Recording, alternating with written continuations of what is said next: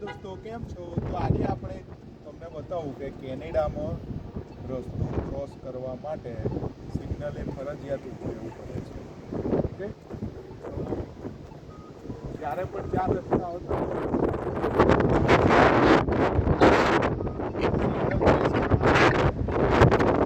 સામે માણસ આવે એની પછી આપણે ચાલતા જઈ